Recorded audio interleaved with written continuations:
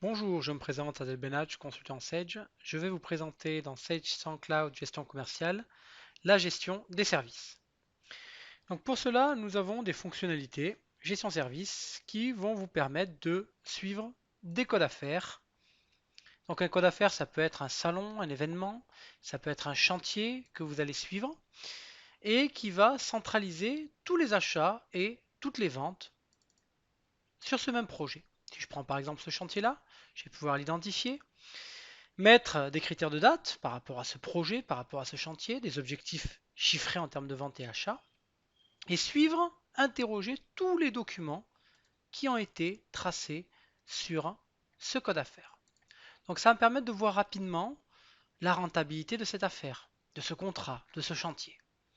On va voir les achats, les ventes, les prestations de services, le chiffre d'affaires dégagé et la marge dégagée. Donc ce code affaires, vous pouvez le renseigner dans n'importe quel type de document, vente, achat, prestation de service, et l'impacter en comptabilité pour un suivi analytique.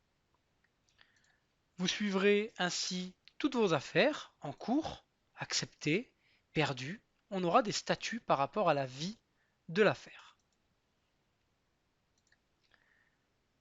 En plus des affaires, on va vous proposer des documents internes. Donc des documents internes, c'est un cycle de documents en plus du cycle de vente, d'achat et de stock. C'est des prestations que vous allez pouvoir proposer à vos clients. Donc on vous propose par défaut des consommations, des bons d'intervention, un reversement de commission, sortie et retour sur prêt, et de la saisie des temps réalisés.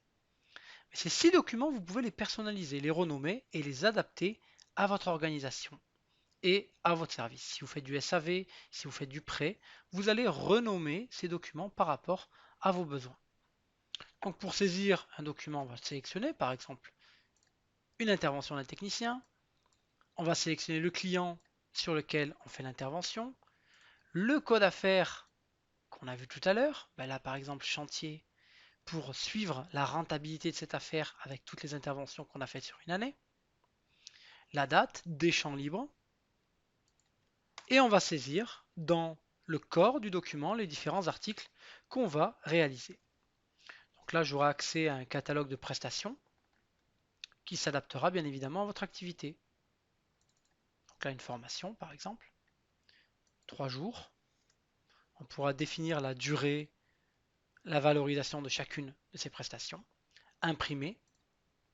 On vous fournit en standard différents modèles de bons d'intervention en aperçu. Et là, vous allez avoir votre bon d'intervention. On pourra rajouter le logo en haut à droite, le descriptif technique, la signature du client, de l'intervenant, du consultant, du technicien, SAV. Donc un client va pouvoir suivre toutes les ventes, fournisseur tous les achats, mais également toutes les interventions non facturées autour de cette affaire, autour de ce client ou de ce fournisseur. Les éléments vont pouvoir être stockés également dans Office 365 avec l'envoi vers l'espace de stockage. Comme pour les achats, comme pour les stocks et les autres types de documents, on va pouvoir accéder ici à une bibliothèque, une gestion électronique de documents dans Office 365.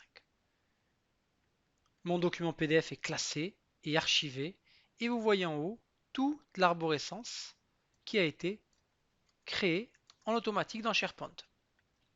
J'aurai pour mes clients, chacun aura sa pochette, chacun aura ses documents, services, ventes, classés dans une arborescence SharePoint accessible par tous les collaborateurs qui ont une licence Office 365. J'ai saisi un code affaires, j'ai saisi un document interne. On vous propose également dans la gestion commerciale un planning pour vos ressources. Vous allez pouvoir ici avec cet assistant sélectionner une ressource à louer, à placer chez un client. Par exemple, une machine à graver, voilà. Un client souhaite réserver à partir du 24 février 5 jours pour cette machine en location. Mais avec cet assistant, je vais pouvoir ici, sur la semaine, sur le mois, sur le trimestre, vérifier que cette machine est disponible par rapport à la durée demandée par le client. Donc là que je vois qu'il n'y a pas de conflit avec une autre réservation d'une autre commande sur cette machine à graver. Donc on a la possibilité de voir beaucoup plus loin, bien évidemment, de changer la visibilité par rapport au calendrier. Donc une fois que l'assistant de réservation m'a dit que c'était disponible, j'ai la possibilité de générer mon document. Cher client, vous souhaitez un devis? Vous souhaitez réserver une commande? Si c'est dans le cadre d'un contrat, on va peut-être faire une intervention non facturée. Donc on a différents types de documents qu'on va proposer au client selon son besoin. Si c'est dans le cadre de son contrat, on fera une intervention non facturée. Si c'est une commande supplémentaire, on mettra la commande et on choisira le client. On ouvre le document. OK. Donc là, mon réservation de panique a généré directement les documents. Quatrième fonction qu'on souhaitait vous présenter, c'est la liste des abonnements clients. On a la possibilité de créer des abonnements pour facturer un client chaque semaine, chaque mois, chaque trimestre. On a la possibilité de générer ces éléments. Donc dans un abonnement, j'aurai ici tout l'historique qui a été réalisé, la fréquence, est-ce que je facture chaque semaine, chaque mois, chaque année. Ici, on aura la possibilité de définir les différentes dates de génération et suivre si c'est généré ou pas. La visualisation de ce qu'on doit lui facturer tous les mois et l'impression bien évidemment. Donc vous aurez une fonction mensuelle de traitement, abonnement, génération des abonnements qui va générer un état de contrôle pour vérifier tous les clients à facturer et imprimer en masse toutes les factures d'abonnement à réaliser. Donc on peut également le faire pour nos fournisseurs si on souhaite être livré chaque mois, commandé chaque semaine auprès d'un fournisseur.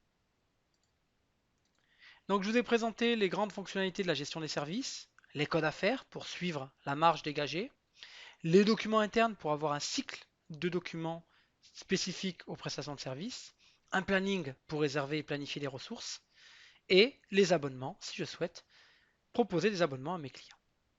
Merci.